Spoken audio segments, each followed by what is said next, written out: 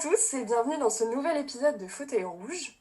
Je remercie à nouveau chaleureusement Radio UC Lille de nous permettre de diffuser nos podcasts même en plein confinement. Et je vous invite d'ailleurs à les suivre sur Instagram et à nous suivre sur le compte Fauteuil Rouge au pluriel. On vous y partage régulièrement en story des films qu'on aime et qu'on veut vous faire découvrir. Aujourd'hui, on a décidé de s'organiser pour faire un débat autour de 4 films. Et on s'excuse à l'avance si la qualité n'est pas optimale. Mais on se dit que ça allait être plus vivant que de s'enregistrer chacun de notre côté comme on l'avait fait pour les 2 premiers épisodes. Alors, on se retrouve aujourd'hui avec Juliette B. Salut Juliette. Bonjour. Juliette L. Bonjour. Marthe. Bonjour à tous. Et Pierre-Étienne. Bonjour, bonjour. Et aujourd'hui, c'est moi, Lise, qui vais animer cette émission. Alors, pour le premier épisode, vous avez concocté une émission sur le thème du confinement. Le deuxième était sur le thème Madeleine de Proust. Mais aujourd'hui, on a décidé de s'évader de notre lieu de confinement pour vous parler de films autour du thème du rêve. C'est un thème assez large, mais on s'est concentré sur 4 films qui parlent de rêve de manière totalement différente, et c'est ça qu'on trouvait intéressant. Pour commencer, on va vous parler du Magicien d'Oz de Victor Fleming, ensuite de La Maison du Docteur Edwards d'Alfred Hitchcock, ensuite Blue Velvet de David Lynch, et pour finir, Alice au Pays des Merveilles, le dessin animé de Disney qui est sorti en 1951. C'est sur la fin de cette musique que notre débat va commencer, c'était Intermedio de Kid Francescoli. Alors on va commencer tout de suite avec Le Magicien d'Oz de Victor Fleming qui est sorti en 1939, et c'est une comédie musicale. Donc ce film raconte l'histoire d'une jeune femme, Dorothy, qui est jouée par Judy Garland, qui vit chez son oncle et sa tante au Kansas. Son institutrice déteste son chien Toto et tente de l'amener de force pour le tuer. Dorothy décide alors de s'enfuir avec son animal de compagnie, mais lorsqu'elle décide de revenir chez elle, une tempête éclate et elle s'envole avec sa maison au royaume magique des Munchkins. À peine arrivée, elle souhaite déjà rentrer chez elle, mais elle va devoir affronter la méchante fée de l'Ouest et s'aventurer vers le palais d'Émeraude où vit le magicien d'Oz. Donc c'est un film qui a été adapté par la MGM par le roman, du roman de L. Frank Baum. Et c'est un film très important, et il est d'ailleurs, je ne sais pas si vous le saviez, classé dans le registre international Mémoire du monde de l'UNESCO. Voilà. Et c'est un des premiers films à utiliser le moyen de coloration de la pellicule pour dépeindre un monde fantastique en contradiction avec le monde réel qui est lui en sépia. Alors est-ce que quelqu'un veut commencer à ouvrir ce débat ? Pierre-Étienne, tu peux nous parler de ce film ? Oui, alors moi le Magicien d'Oz, c'est en quelque sorte un peu une Madeleine de Proust, c'est un peu pour revenir par rapport au deuxième épisode, mais parce que ce film, il parle sur le thème du rêve et je trouve que c'est un très très très bon film pour en fait s'évader dans le monde du rêve, dans le monde de l'utopie, dans le monde du fantastique, et surtout en cette période de confinement qui est peut-être un peu dure pour certains. C'est un bon moyen d'aller, je trouve, de l'avant et d'avoir un certain imaginaire. Moi, je suis pas très fan de comédie musicale, j'avoue, c'est pas mon dada, mais ce film, il dégage une certaine euphorie et une certaine puissance que je trouve qui est vraiment assez extraordinaire. Et Judy Garland, juste pour Judy Garland, je pense que tout le monde devrait voir ce film parce que je trouve pour moi que c'est une actrice formidable, très belle, et elle interprète parfaitement le rôle de Dorothy, je trouve. Et voilà, pour entamer un peu la chose. Juliette, je crois que c'est aussi un film de ton enfance que tu connaissais déjà. Oui, c'est un film que j'ai beaucoup regardé quand j'étais petite et que je comprenais pas forcément cette idée. Enfin, j'ai compris après l'idée de passer en couleur et en noir et blanc. Enfin, j'avais pas encore cette notion de qu'est-ce que définit la couleur au cinéma. Mais du coup, là, après l'avoir revu, donc il y a quelques jours, alors que j'ai commencé à étudier le cinéma, etc., j'ai compris beaucoup plus de choses. Donc, j'ai trouvé hyper intéressant. Et aussi, j'ai compris tout un pan du récit du film que j'avais pas du tout saisi en fait quand j'étais petite. Parce que je trouve qu'il y a un discours, pas forcément moralisateur, mais plutôt, je je sais pas forcément comment définir ça, mais à la fin du film, donc sans spoiler, à la fin du film, il y a la personnalité des 4 personnages. Attendez, non les gars, là je sais pas du tout ce que je raconte, c'est trop de la merde, on va changer, je couperai tout ça, on passe à quelqu'un d'autre, parce que je sais pas ce que je raconte. Non, mais tu voulais parler du lion et tout ça? Non mais je sais pas comment le dire là, ça me saoule. Bah, juste les gars, j'ai un truc, on reste dans la coupure du coup, vous pensez pas qu'il faut tous qu'on active nos micros parce que ça fait un truc ultra pas vivant, je trouve, finalement. Ouais, je C'est un trouve peu moi ça bizarre. fait très bizarre de pas activer nos Ouais. micros Ok, et d'être ouais. là genre coucou. Ouais, je trouve. Parce que c'est Ok. mieux d'interagir aussi, enfin tu sais, tu Ouais. lèves la main et t'as interagi direct, tu Il faut- rebondis sur ouais. la personne, ce qu'elle Je suis dit. d'accord, parce que là, c'est un peu angoissant de parler. Ok. Ouais, moi je... Mais je pense qu'il faut quand même qu'on lève la main pour pas se... Oui, oui, Mais- mais tu vois, tu mais- interagis direct. Ouais. Ouais. Mm. Bah, du coup, moi, je voulais rebondir par rapport au reprend là. On reprend si Ouais. vous êtes tous prêts. Ok. Du coup, c'est Marthe qui parle. Ah oui. Oui, Marthe, tu voulais rajouter quelque chose? Je voulais rebondir sur ce que disait Juliette. Je trouve qu'elle a totalement raison quand elle parle d'un discours Ah, moralisateur. Parce que je crois que Juliette, elle veut refaire ça. Bah non, mais parce que du coup, j'ai pas dit, donc tu peux pas dire comme disait Juliette, parce que j'ai pas du tout dit ce que je voulais dire. Parce qu'elle veut couper. Tu veux Bah, tout couper là, ce que Bah, tu j'ai viens de rien dire dit en fait, donc j'ai pas suivi la Mais phrase et après, c'était je- pas du tout clair, donc ça sert à rien de dire. Tu veux attendre un petit peu avant de parler ou Non, je tu sais pas veux- comment expliquer le truc que je voulais dire, sachant que je peux pas enfin je vais spoiler si je parle, donc. Ce que tu veux dire. Attends, vois dans ta tête comment tu peux le dire et peut-être que tu pourras réagir avec d'autres personnes après. Après, tu veux parler de la fin où en fait les 4 personnages reviennent. Moi, ce que je voulais dire, c'était que Attends, que- est-ce qu'on reprend ou on fait quoi là, du coup? Non, on reprend pas, c'est juste PE il a parlé et après PE il y avait quelqu'un d'autre. Ok. Voilà. Ouais. Et Marthe, toi, qu'est-ce que t'en as pensé? bah, attendez, du coup, je recoupe. Je suis désolée, mais c'est super bizarre parce que du coup, je voulais rebondir sur ce que disait Juliette. Oui, mais Du coup, faut que je après, retrouve une nouvelle formation. après si t'as réussi à rebondir sur ce que j'ai dit, c'est que pour toi il y a un truc qui paraissait Oui, comme oui. une vraie phrase, Mais- sauf que moi j'ai Mais en fait, l'impression que. oui, je sais ce que je veux dire, c'est juste que du coup, il faut que je réadapte dans mon cerveau. Alors, on reprend, c'est bon, j'y suis. Et toi, du coup, Marthe, qu'est-ce que t'en as pensé? Du coup, sachant que c'est adapté d'un conte, Oh ouais. il y a forcément une dimension, un discours moralisateur.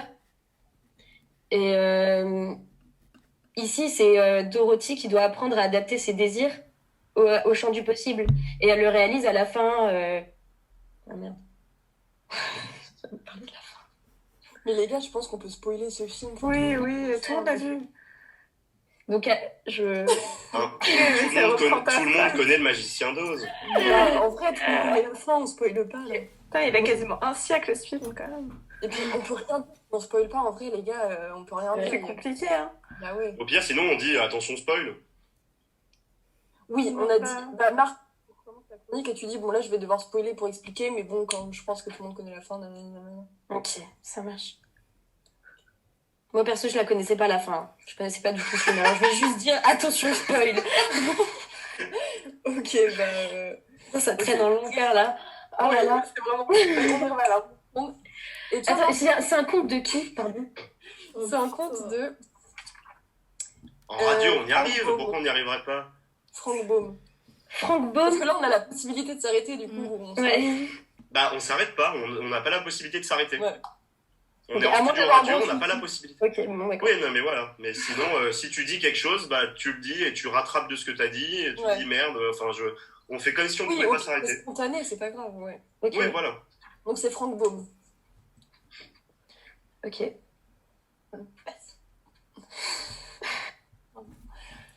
Et toi, Marthe, t'en as pensé quoi? Alors, La première fois que tu le voyais, c'est je crois. c'est la première fois que je voyais ce film. Donc, je l'ai regardé pour l'émission. Et bah, j'ai bien aimé. J'avais quelques petites appréhensions. Mhm. J'avais un peu peur de m'ennuyer, comme je voyais ça comme un film pour enfants. En fait, j'ai bien aimé.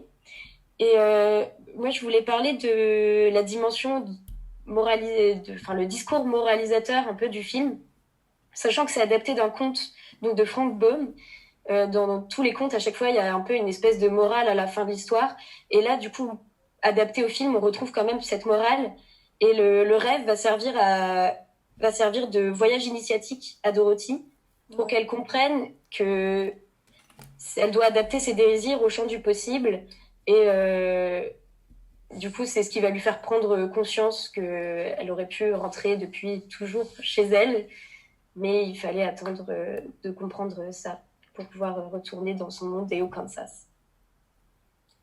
Je suis assez d'accord avec toi et je trouve surtout que le rêve, ça lui a permis de prendre conscience que le monde réel dans lequel elle vivait, il était finalement très bien et qu'on n'a pas besoin d'aller au-delà de l'arc-en-ciel Ouais, c'est ça.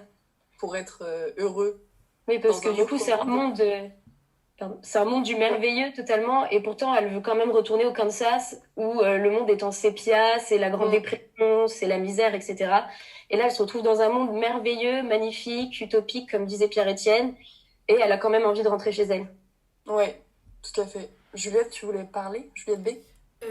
Oui, je voulais juste intervenir par... Enfin, moi, j'ai bien aimé, en fait, la construction des personnages que j'ai, du coup, beaucoup plus comprise, là, en le regardant en étant plus grande, parce que je l'avais vu étant beaucoup plus petite.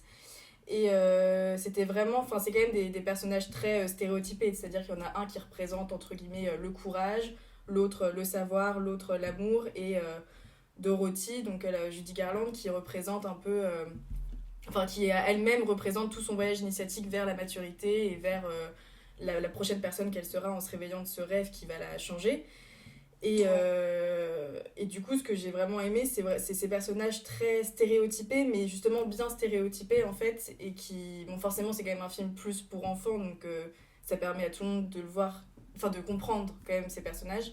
Et du coup, j'ai trouvé que la façon, enfin la morale, les morales étaient amenées d'une manière pas forcément moralisatrice justement, parce que j'aime pas forcément les films pour enfants qui sont très fais ci, fais ça, enfin qui passent une morale de manière très officielle. Donc on en parlera sûrement plus tard dans Alice au Pays des Merveilles, mais j'ai trouvé que justement Alice au Pays des Merveilles, c'est un petit peu l'inverse niveau morale. Ça apporte une morale quand même très officielle et tu fais pas ça, c'est ça, tu dois faire ça. Alors que là, c'est quand même libre d'interprétation et c'est ça que j'ai trouvé très riche en fait dans ce film et c'est pour ça que j'ai beaucoup aimé de le revoir. Moi, je veux juste rebondir par rapport au fait que ma vision de ce film a changé aussi en l'ayant vu plus grand et surtout au niveau du changement de couleur en fait entre les deux mondes et en l'ayant vu plus grand, en fait, moi j'ai vraiment trouvé que quand elle arrive dans ce monde très coloré où il y a plein de couleurs où on est un peu aveuglé par cette couleur, bah moi j'ai trouvé ça assez angoissant. Alors je dis pas que le monde en sépia c'est non plus le bonheur ultime, mais quand vraiment elle arrive à la première scène où elle ouvre la porte de ce monde en couleur avec tous les petits lutins qui commencent à chanter le bonheur, moi j'ai trouvé ça des Munchkins, ouais, j'ai trouvé ça vraiment pas angoissant, mais un peu c'est beaucoup trop pour être beau en fait. Moi, je suis. Du coup, c'est Juliette L qui parle et je suis assez d'accord avec Pierre-Étienne que la première fois que je l'ai vu quand j'étais assez petite, bah, moi, j'ai pas trouvé ça enchanteur. Et quand je l'ai revu bah, il y a quelques semaines, eh bien, j'ai vite compris pourquoi. Parce qu'en fait, je trouvais ça hyper traumatisant quand j'étais enfant de voir tout ça. Déjà, toutes ces couleurs qui sautent aux yeux. Et puis, elle est plus chez elle. Elle est un peu triste quand même au départ. Il y a que des... Bah, c'est pas des monstres. Mais c'est quand même pas du tout logique. Et moi, j'avais trop peur et ça m'a traumatisée. Je me souviens quand j'étais petite, j'avais vraiment une seule angoisse, c'est de me retrouver à sa place. Et je trouve qu'il y a vraiment un côté contradictoire avec le fait que c'est un film qui se veut enchanteur, mais qu'il est, je trouve, pas du tout dans le fond. Et c'est vraiment ce que j'ai ressenti. Et puis aussi, on voit aussi avec le magicien, du coup le magicien d'Oz, qui se veut très grand, et tout le monde l'acclame, c'est le plus grand magicien, et au final, pas tant que ça, quoi. C'est assez contradictoire là-dessus aussi. C'est faire croire des choses, mais qui ne le sont pas vraiment. Et je suis d'accord, le personnage du magicien d'Oz, je le trouve justement super intéressant parce que tout au long du chemin de Dorothy, on a une espèce de fascination pour lui, même quand ils arrivent dans ce grand château d'émeraude, je crois que ça s'appelle. et Ouais. où on le voit, enfin on l'entend avec une voix un peu qui résonne partout, on voit juste sa tête qui flotte et tout ça. Et c'est un personnage, et c'est vraiment, en plus, enfin, le titre du film, enfin, comment, je sais plus comment ça s'appelle, mais c'est Éponyme. éponyme, voilà, c'est un titre éponyme. Et en fait, après, on voit que c'est juste un machiniste, en quelque sorte. Et du coup, ça fait tomber tout ce qui fascinait avant, et C'est factice. Ouais, ouais, c'est la figure de l'imposteur. ouais, Ce qui tout à montre fait. que le rêve n'est pas forcément quelque chose de beau et de réel. Oui, Mm. justement, pour rebondir sur exactement ce que tu viens de dire, en fait, j'allais dire ça, mais d'une autre manière, c'est que ce soit la figure du magicien qui, on pense qu'il est extraordinaire pendant tout le film, on attend de voir à quoi il ressemble, et en fait, bon, pour ceux qui n'ont pas vu, vous verrez bien, mais voilà, il n'est pas aussi grandiose de ce à quoi on pense. Et donc, ce soit sa figure comme ça, un petit peu complètement contradictoire, en fait, comme tu disais, Juliette. Et la figure du rêve, enfin, on pense que du coup, ce monde, elle va forcément l'adorer parce qu'elle arrive dans un monde génial, alors qu'elle partait d'un monde où on voulait tuer son chien et que sa famille n'avait pas l'air non plus de hyper sympa avec elle. Donc on se dit, bah, quand elle arrive là, forcément, elle est heureuse. Enfin, comme tout enfant, il y a plein de couleurs, il y a plein de trucs, c'est génial. Mais en fait, on se rend compte que jusqu'au bout, elle veut juste rentrer. Et du coup, enfin, j'ai trouvé ça vraiment intéressant dans la contradiction. Et enfin, voilà, c'était pour rebondir sur ce que vous disiez.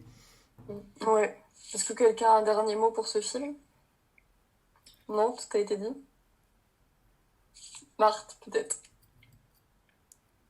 Je suis désolée, du coup, faudra peut-être couper ce que je suis en train... Enfin, faudra couper là ce que je suis en train de dire, du coup, parce que je suis en train de dire de la merde. Mais en fait, je sais pas si j'ai le droit d'en parler ou si c'est juste.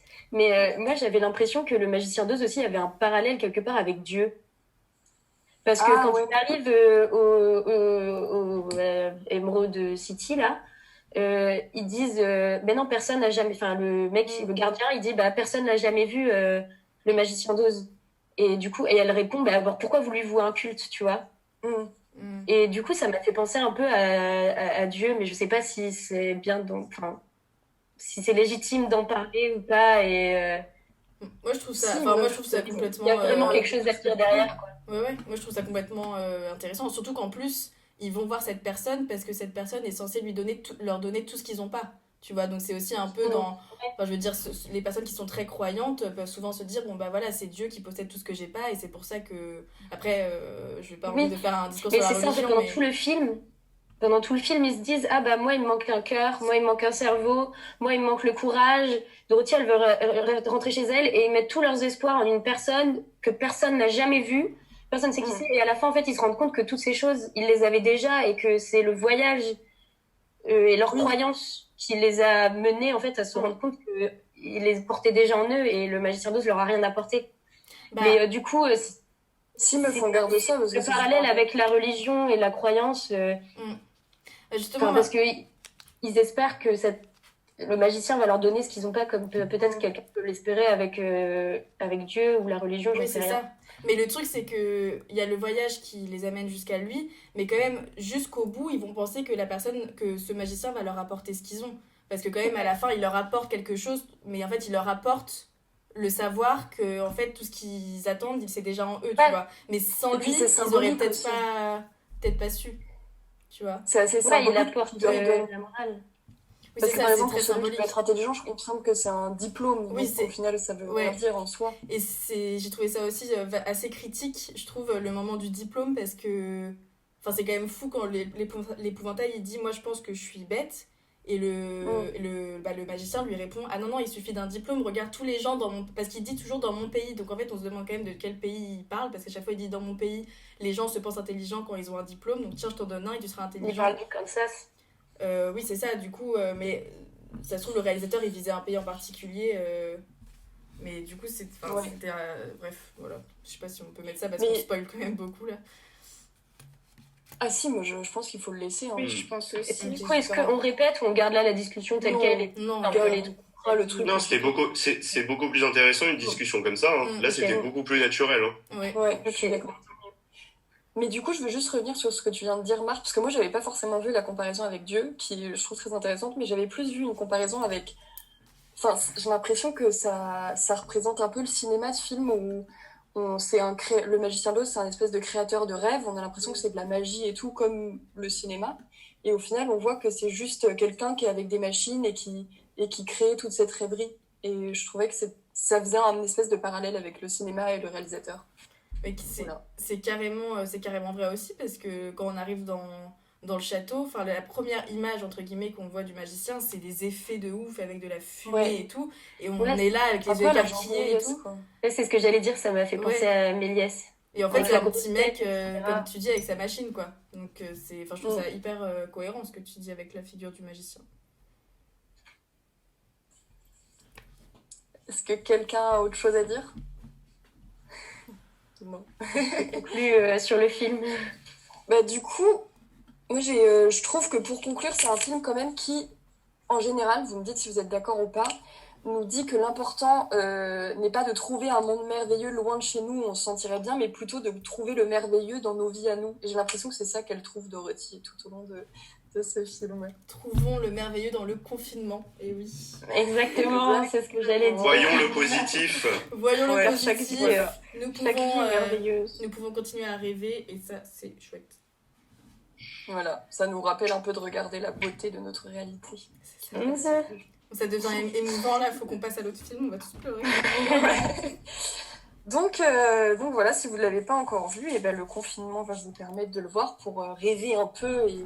Bon, par contre, c'est un décor qui est très, très superficiel, mais après, en même temps, c'est en 1939. Donc Je trouve que ça va pas si mal vieilli que ça. Ah ouais, moi j'ai trouvé quand même. En Bah, vrai, quand on dit que c'est de 1939, je trouve que ça va pas si mal vieilli que ça. Avec... Comme il y a plein de différences de couleurs, bah ça choque pas tant que ça en fait. Les décors, tu veux dire? Oui, et puis même quand on voit que c'est en sépia puis en couleur, comme Ouais. il y a justement cette différence, et que c'est pas que en sépia, eh ben, je trouve que ça aurait pu être fait aussi aujourd'hui dans les mêmes tons. Ouais. Ouais, voilà, quoi. C'est kitsch, hein, mais ça va. Du coup, on va passer totalement dans un autre registre. C'est le film La maison du docteur Edwards, qui est un film de Alfred Hitchcock, qui est sorti en 1945. Et cette fois-ci, c'est pas un film qui nous parle de rêve pour échapper à la réalité, mais plutôt du rêve qui permet de comprendre notre réalité et notre passé.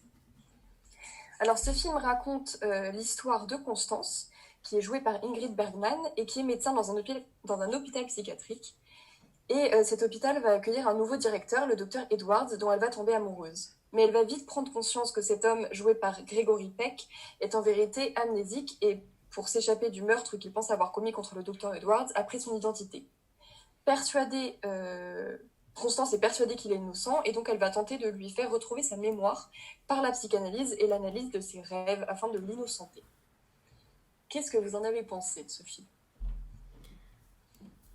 Juliette B? Alors moi j'ai beaucoup aimé ce film parce qu'en fait je suis quand même très attachée au sujet des rêves et moi-même j'écris souvent mes rêves le matin et tout, donc j'aime beaucoup interpréter ce qui se passe dans ma tête quand je dors. Et du coup là c'est pour ça que j'ai trouvé ça super intéressant que toute l'intrigue du film en fait elle se concentre quand même beaucoup pour arriver au moment final où on va comprendre son rêve, etc. Enfin c'est intéressant en fait que tout le film se passe et que ça soit juste à la fin qu'on sait enfin de quoi il est arrivé et qu'on comprend enfin tout ce qui s'est passé pendant tout le film qu'on comprenait pas forcément.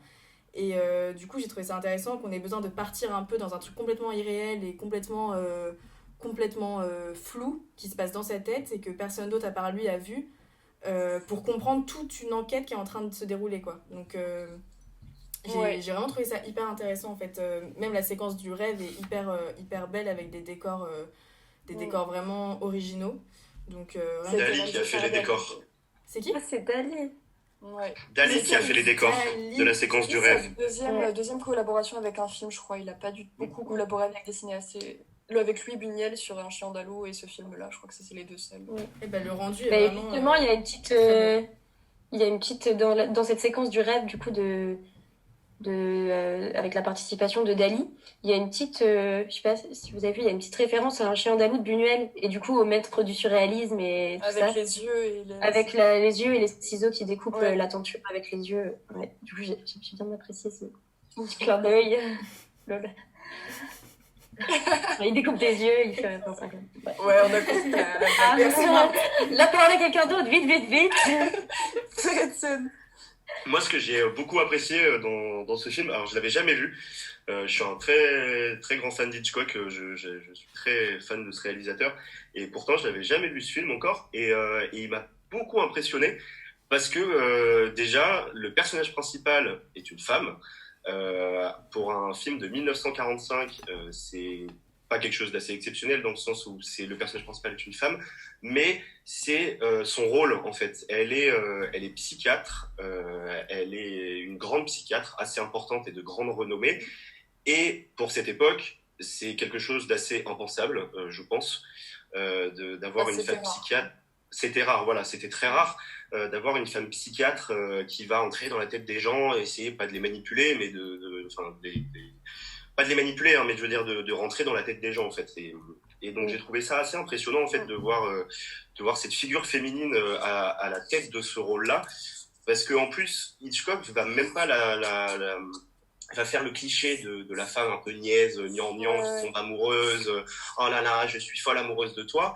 Elle va vraiment rester dans son rôle de psychiatre. Alors oui, il va avoir une histoire d'amour autour du Dr Edwards, mais elle va toujours essayer de l'aider, elle va jamais se faire influencer. Et même, il y a une scène, un moment, quand elle est à l'hôtel pour retrouver le Dr Edwards, elle va s'asseoir sur un canapé et un homme va venir l'embêter.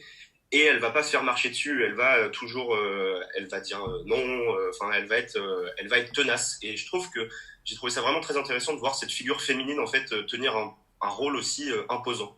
Mais par rapport à cette scène, du coup, j'ai envie de rebondir sur. Je suis tout à fait d'accord avec toi. Genre, je trouve qu'il est super féministe ce film et c'est trop intéressant. Mais justement, à un moment, en fait, c'est une scène où elle attend dans un hôtel parce qu'elle veut trouver la chambre de l'imposteur du Dr Edwards, parce que je sais pas trop comment l'appeler, on ne connaît pas son identité. Et elle va être un peu perdue dans l'hôtel comme ça en essayant de le retrouver. Et il y a un inspecteur qui va venir l'accoster. Et il va lui demander un peu ce qu'elle fait là. Mais il va tout de suite un peu aller dans les clichés. Il va lui dire ah, je parie que vous êtes institutrice ou alors infirmière. Et elle répond à ce cliché-là. Elle dit oui, oui, je suis institutrice. Et ensuite il dit et je parie que vous êtes juste disputé avec votre ami et qu'il est parti là. Et elle va répondre à tous ces clichés positivement, juste pour en quelque sorte le manipuler pour arriver à ses fins et trouver la chambre de, de l'imposteur du Dr De Edwards. l'imposteur. Et ça, c'est son justement. Elle arrive à utiliser le sexisme pour user de ses fins. Ah. Répète ta dernière phrase parce qu'on n'a pas entendu, ça a bloqué. Ah merde, je sais plus ce que je disais du coup. Qu'elle utilisait le sexisme pour arriver à ses fins. Et elle utilise le sexisme un peu pour arriver à ses fins en quelque sorte. Et ouais, et c'est super féministe aussi parce que pour une fois, c'est un personnage féminin qui est la sauveuse du personnage masculin, qui est lui super dépendant, super faible, qui se rappelle plus de rien, qui se rappelle plus de qui il est. Et c'est elle qui va tout le temps l'aider. Lui, il s'évanouit souvent, il est montré quand même très faible à côté d'elle.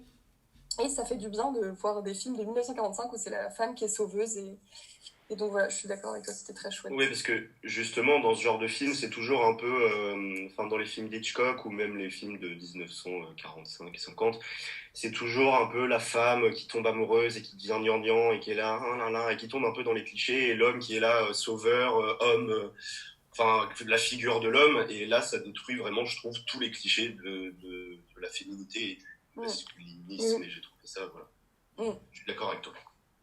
Mais en fait, tout le film est super novateur pour son époque, parce que même la psychanalyse du rêve, à ce moment-là, les théories de Freud sont toutes récentes. Et on commence à en parler. Et au cinéma, je pense que c'est sûrement le premier film qui en parle, enfin, à ma connaissance, en tout cas. Et du coup, j'ai trouvé ça super intéressant de voir un film des années 40 qui traite de ce sujet-là et qui met en scène justement une femme, Ingrid Bergman, de cette façon.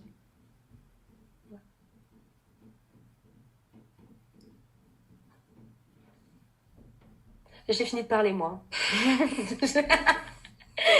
Peut-être qu'on peut aussi parler de la séquence de rêve, je crois que... Oui. Attendez, Juliette, Ouais. elle a parlé sur ce film ou pas déjà? J'arrive pas à savoir. Non. Ah, ok. Mais vous deux, vous n'avez pas parlé, c'est pour ça que Si, j'attendais. moi j'ai parlé au début. J'étais la Ah oui, première mais à parler. Qui est-ce qui a quoi à dire sur la séquence du rêve de Salvador Dali particulièrement, du coup?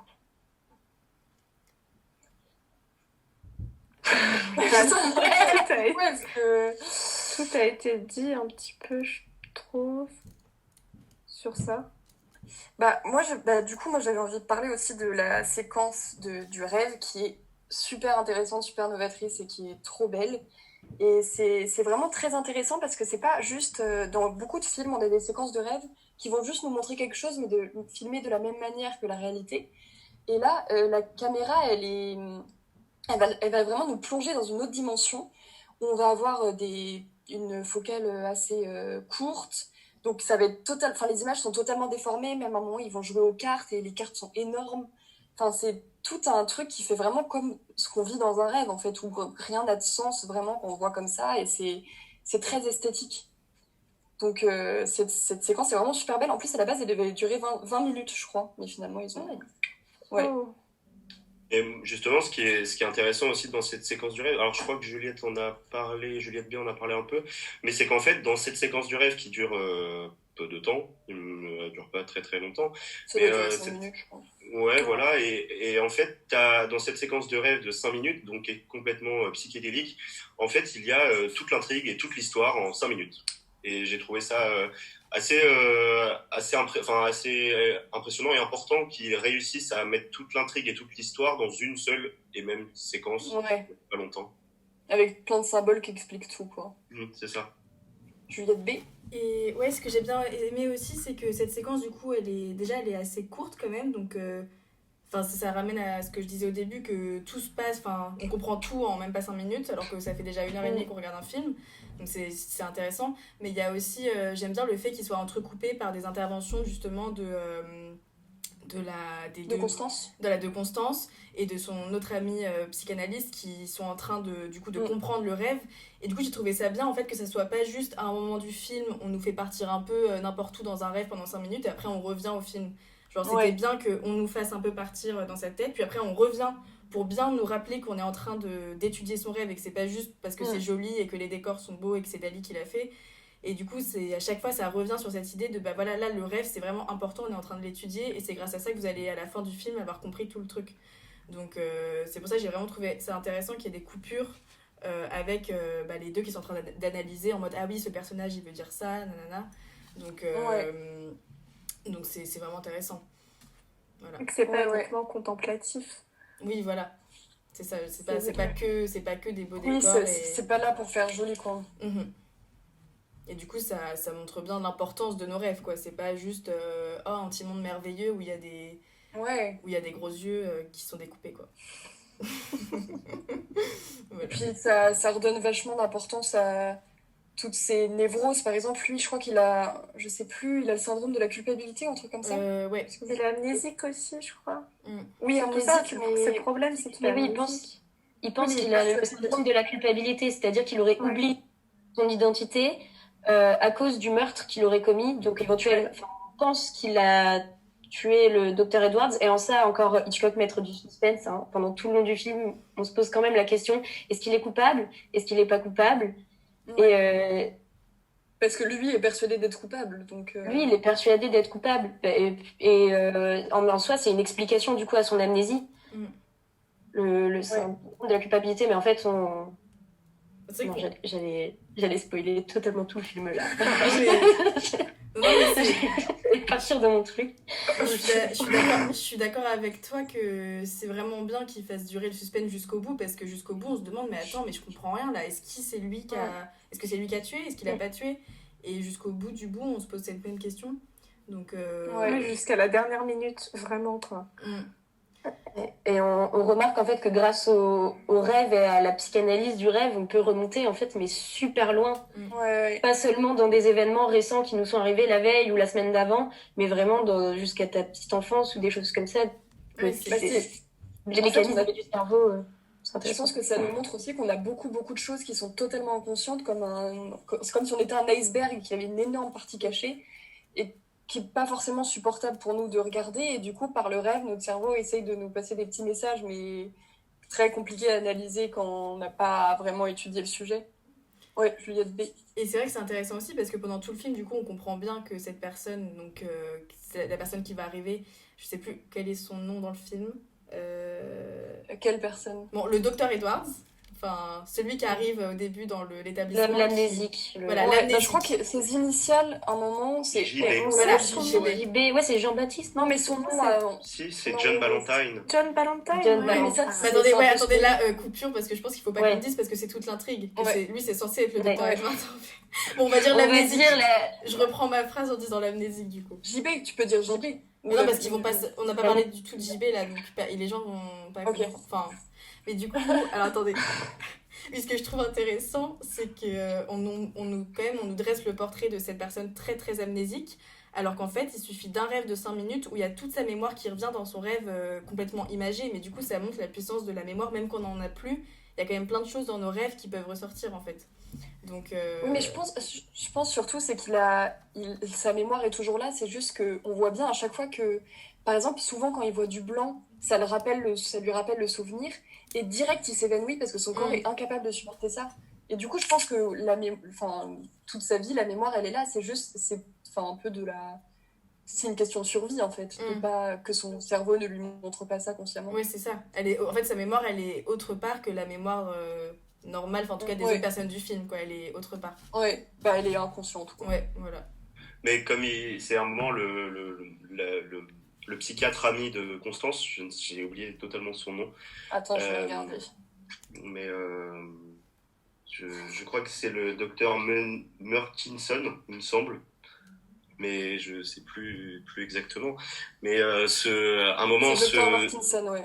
Murkinson, et il dit que le cerveau devient amnésique pour sauver la personne. Alors, je sais plus les termes et la réplique exacte, hein, mais et il affirme qu'en fait, le cerveau oublie volontairement des parties de la mémoire pour sauver, en fait, Pour survivre.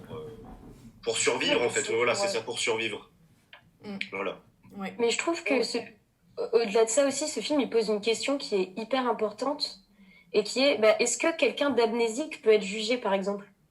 Ouais. Quelqu'un qui ne se souvient pas du tout de qui il est, de sa propre identité, est-ce qu'il peut être jugé et rendu coupable? Enfin, c'est une question qui est importante aussi dans le film. Non, Parce justement, que, il va y avoir tout un travail de psychanalyse autour de ça. Ah oui, mais à la base, avant d'en- ils devaient à la base, faire arrêter son... Enfin, ils se sont échappés, donc c'est pas spoilé, ça. Non. Non, t'inquiète.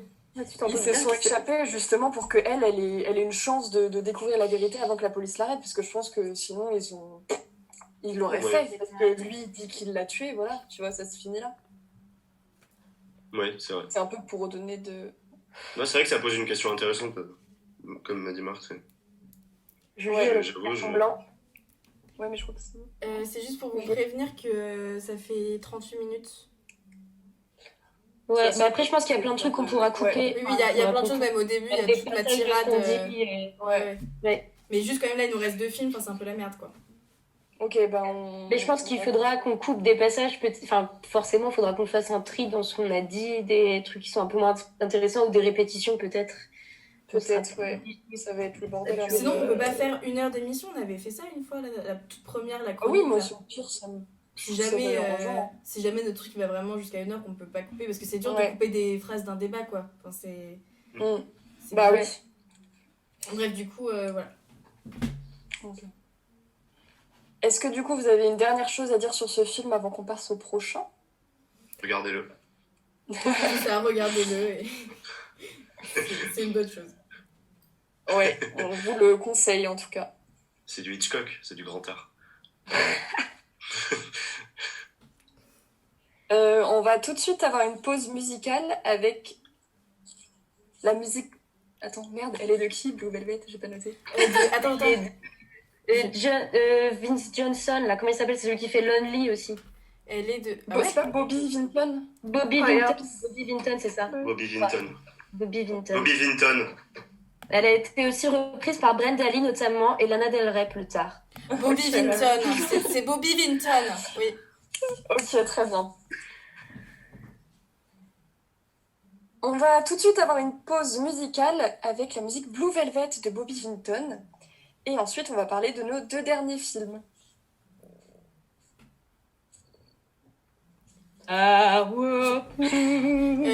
Juliette, Je pensais que c'était la musique. on entend ton chat ronronner. Ouais, on a entendu ton chat Ouais. ronronner. Enfin, c'est mignon, hein, Ah, c'est juste merde, que ça on refait ou pas va pas trop le faire. Ah, je pense parce que tu l'as Non, ronronné mais on sur le entend. silence. Non, on entend après. Bah ouais, mais non, c'est pas grave, ça va être un silence, on va mettre une musique. Bah oui, c'est le moment de la Sur musique. le silence, donc c'est pas bon. sur quand j'ai parlé. Non, c'est pas quand t'as parlé. Donc t'inquiète, c'est juste Juliette, du coup, ne le laisse peut-être pas. Ok. Ouais. Il est passé à côté du micro. Non, mais il va arrêter là, il s'est posé, il va se dire putain, ne me caresse plus, il va se casser, voilà.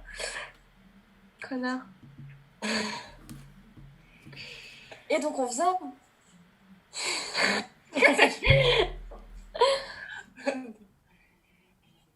On vient donc d'écouter la musique Blue Velvet de Bobby Vinton, qui est la bande originale du film du même nom, Blue Velvet, de David Lynch, réalisé en 1986.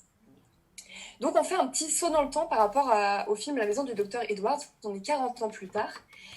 Et c'est d'ailleurs Isabella Rossellini qui joue dans le film, qui est la fille de Ingrid Bergman, qui jouait le rôle principal. Pardon, je pensais que t'allais... Putain, merde. Donc on fait un petit saut dans le temps, 40 ans plus tard, avec ce film-là, par rapport au film de La Maison du Docteur Edwards, qui...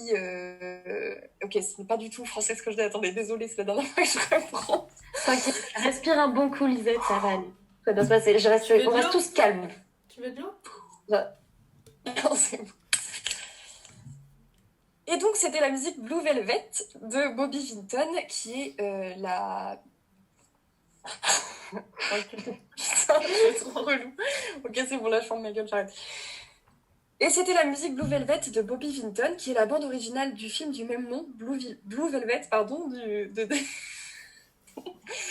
Je vais pas y arriver. Putain! Si tu peux le faire, Lisette, on croit tous en toi ici. Si tu veux qu'on arrête de te regarder, on se met tous comme ça. Si tu veux, il n'y a pas de soucis. On fait C'est juste tous que ça. j'arrive pas à parler là. Putain. Et hop. On vient donc d'écouter la musique Blue Velvet de Bobby Vinton, qui est la bande originale du film du même nom, Blue Velvet, de David Lynch, réalisé en 1986, qui met d'ailleurs en scène Isabella Rossellini, qui est la fille d'Ingrid Bergman, qui jouait Constance dans le film précédent. Alors, Blue Velvet, c'est un film sorti en 1986, qui a été réalisé par David Lynch, comme je vous l'ai dit, et c'est son 4e long métrage. Je vais vous lire le résumé d'Allociné. Il se passe quelque chose d'étrange derrière les palissades blanches de Lumberton, Caroline du Nord. Après avoir fait la découverte d'une oreille humaine coupée dans un champ, Jeffrey Beaumont, un étudiant attiré par le mystère, est bien déterminé à enquêter. Avec l'aide de sa petite amie, Jeffrey pénètre dans l'univers sombre et dangereux de Dorothy Valens, une chanteuse de boîte de nuit mystérieusement unie à Frank, un gangster sadique, autour d'une histoire de kidnapping. Alors, je crois que vous avez tous vu ce film, sauf Juliette L. Oui. C'est ça? Ok. Ouais. Oui. Marthe, je crois que tu l'as beaucoup aimé ce film. Est-ce que tu veux commencer? Oui, avec plaisir. Effectivement, j'aime beaucoup l'univers de Lynch en général. J'avais pas encore vu Blue Velvet, mais j'avais vu notamment sa série Twin Peaks qui est sortie plus tard, après. Et Ouais. le film, du coup, Twin Peaks, Fire Walk With Me.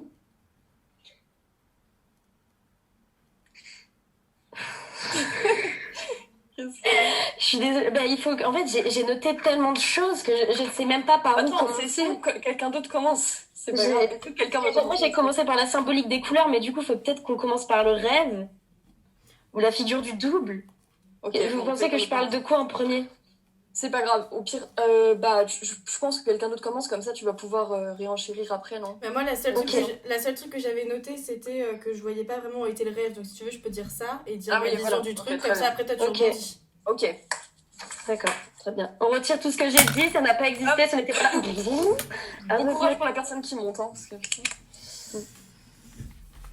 Alors, du coup, Juliette... Attends. Juliette B, est-ce que tu veux nous en parler? Alors, oui, alors moi, le problème, c'est que du coup, on a choisi ce film. Enfin, il était dans la liste des films à regarder dans le thème rêve. Et du coup, je pense qu'en fait, pendant tout le film, j'ai attendu le thème Toi, du tu as pas rêve. vu le rêve, quoi. Je l'ai pas vu, enfin j'ai attendu, j'ai regardé le film, mais je me suis sentie vraiment dans un sentiment d'attente, de bon bah il arrive quand le moment du rêve. Et du coup ça m'a un peu perturbée parce que j'ai pas vraiment compris qu'il y avait, enfin j'ai pas vraiment trouvé un univers un peu merveilleux ou en tout cas fantasmagorique, etc.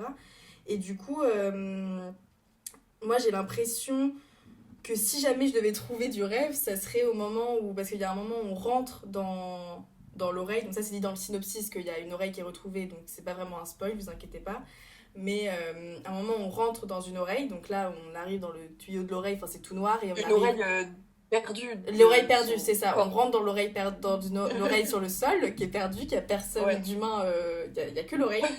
Et du coup, à partir de là, je me dis que peut-être on rentre dans une autre dimension, donc dans une autre réalité.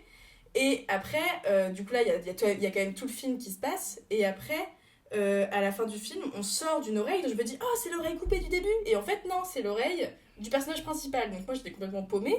Et je me suis dit, il est où le rêve? Elle est où la réalité?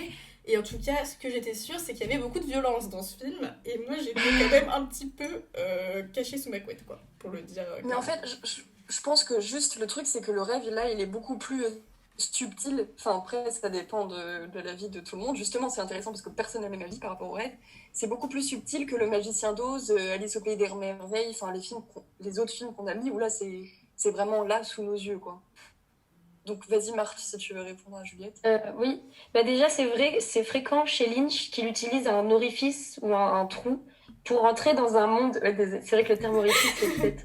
C'est vrai que c'est juste. Un orifice, ça me fait sourire, mais. Non, c'est juste dit comme ça paraît bizarre. Bon, alors. David Mitchell, les orifices, quoi. Il utilise des orifices. C'est trop bizarre de dire ça. Ça traduit un trou. Tu dis David Lynch utilise des trous pour symboliser l'entrée dans un autre univers ou une autre dimension. Le cercle aussi. Enfin bref. Revenons-en à nos moutons. Pour moi, donc je suis d'accord, là c'est vrai que c'est beaucoup plus subtil. Et en fait, pendant tout le film, moi, je me suis demandé si on était dans un rêve ou si on était dans la réalité. Et ils surfent beaucoup sur un univers entre l'onirisme, un univers onirique et un univers réel. Mais je pense que c'est lequel l'univers? Faut peut-être du coup réexpliquer les deux univers qui se... Non, mais pour moi, en fait, il n'y a pas... Enfin, comment dire? En gros, pour moi, le réel, tout au long du film, il est hyper mal défini. Il joue sur ce qu'on a, sur un peu une forme attendez. En gros, je suis désolée, je vais me reprendre, je sais pas pourquoi je me stresse là d'un coup. C'est parce que c'est le film qui voulait trop parler. Du coup. En gros, moi j'ai eu l'impression qu'il surfait sur l'unheimlich freudien. L'unheimlich, on peut le traduire en disant inquiétante étrangeté. C'est un terme qui a été beaucoup utilisé, notamment pour parler de l'expressionnisme allemand. Et du coup, moi, je trouve que là, voilà, on est pleinement dans cette inquiétante étrangeté, ce malaise, etc. Et pendant tout le long du film, il y a un manque de logique dans certaines actions qui me pousse à me demander si on n'est pas justement, du coup, dans un rêve. Je vais peut-être pas préciser pour éviter de spoiler. Il y a un format vidéo qui est particulier, qui déforme les espaces, un peu comme les GoPro. Vous savez, ça fait des angles ronds. Ouais. Où là encore, je me suis dit, tiens, c'est bizarre. Pourquoi utiliser ce format-là? Et là, en fait, c'est aussi la fin. Du coup, oui, on sort de l'oreille de Jeffrey Beaumont. Et la fin, elle est totalement lisse, loin de toute l'horreur, le malaise auquel on assistait tout au long du film. Et du coup, je me suis demandé, j'ai trouvé ça vraiment étrange, et je me suis dit, bah oui, on était dans l'inconscient de Jeffrey, et ça a été enfoncé aussi parce que je trouve qu'il y a une distorsion du temps. Enfin, la différence entre le jour et la nuit est très marquée, et ça, j'y reviendrai peut-être plus tard, mais au-delà de ça, on n'a aucun repère temporel, et du coup, voilà, je pense qu'on est dans l'inconscient de Jeffrey ou dans un rêve, pour moi. Pour rebondir sur ce que tu disais, Marthe, au niveau de la fin qui est très lisse et du coup tu t'es dit c'est le rêve, moi justement je l'ai trouvée trop lisse et beaucoup trop complètement parfaite, comme un peu Le Magicien d'Oz où tout est beaucoup trop coloré, et du coup je me suis dit mais attends, là il est en train de rêver d'une vie qui en fait serait super belle et d'un quotidien merveilleux où il y a de l'amour, des oiseaux qui chantent. Alors qu'en fait, sa réalité est très dure parce qu'il est. Voilà, c'est un mec qui a décidé de résoudre une enquête, il a trouvé une oreille par terre, il s'est mis ça en tête. Et du coup, moi j'ai plutôt eu l'impression qu'à la fin, on était en train d'entrer dans un rêve, tu vois. Donc c'est un peu bizarre, Ouais, je ça. suis plus. Ben ouais, mais comme il sort de l'oreille alors qu'avant on l'a vu y rentrer, pour moi c'était plutôt une Mm. sortie et on le voit quand même se réveiller de son transat et on reprend exactement les mêmes plans. Pour la séquence finale, les derniers plans, c'est les mêmes que dans la séquence d'ouverture. Donc il y a un mimétisme comme ça. Et aussi, on voit Dorothée, du coup, le personnage de Isabella Rossellini, Mhm. qui serait sa voisine et qui est avec son enfant, qu'elle cherche pendant tout le long du film. Et du coup, je me suis dit, ah, bah, en fait, C'est un spoil, il ça. a ouais, ça spoil, c'est vrai. Mais en même temps, c'est hyper important. Enfin, pour moi, ça veut tout dire parce Ouais, que mais là, c'est trop gros tu spoil. vois, quand tu rêves, t'imagines, tu vas prendre des visages ou des gens que tu connais et ton inconscient va transformer ça et les interpréter Mm. autrement. Comme Mais dans le c'est Magicien d'Oz, quoi. voilà. Tu vois, ou dans le Magicien d'Oz, en fait, tu te rends compte que enfin, ses amis du rêve, c'est en fait ses compagnons à la ferme. Bah là, c'est pareil, c'est genre sa voisine, sa copine. Ouais. Mm. Mais bon, du coup, ça sera Ah, peut-être coupé au montage. Vas-y, EP. Après, comme disait Juliette, je trouve que la fin, on a plus l'impression de rentrer dans un rêve. Et je trouve que c'est un peu marqué aussi par Sandy Williams, qui est interprétée par Laura Dern, parce que pendant tout le film, en fait, elle parle qu'elle rêve et qu'elle voit des rouges-gorges et qui signifient l'amour et tout ça. Et en fait, à la fin, on voit et on s'arrête sur enfin, on s'arrête pas, mais il y a un plan sur un rouge-gorge qui tient un cafard, un verre, Un cafard, je crois, ouais. je crois. Et du coup, je trouve que c'est un peu significatif dans le sens où tout le film, on nous parle de rouge-gorge enfin, Sandy Williams nous parle de rouge-gorge, qu'elle a rêvé de ça, qui signifie l'amour, et à la fin, on voit des rouges-gorges. Du coup, on pourrait se dire, bah, en fait, là, on est dans le rêve, et qu'avant, tout ce qui était avant, c'est pas le rêve, en fait. C'est sa vie, toute sa vie. Mais Ouais, oui. Marthe. Moi, je voudrais revenir sur ce que tu viens de dire, PE, avec le rouge-gorge qui tient dans son bec un cafard. Parce que, en fait, un des thèmes de prédilection de David Lynch, c'est de mettre en scène des personnages lambda ou sans background compliqué, on va dire. Pas des personnages qui ne sont pas torturés à la base, qui peuvent basculer du mauvais côté, si on prend un schéma hyper manichéen. Et là, du coup, c'est le cas de Jeffrey, qui se retrouve du coup pris dans tout plein de mystères et plein de violences, etc.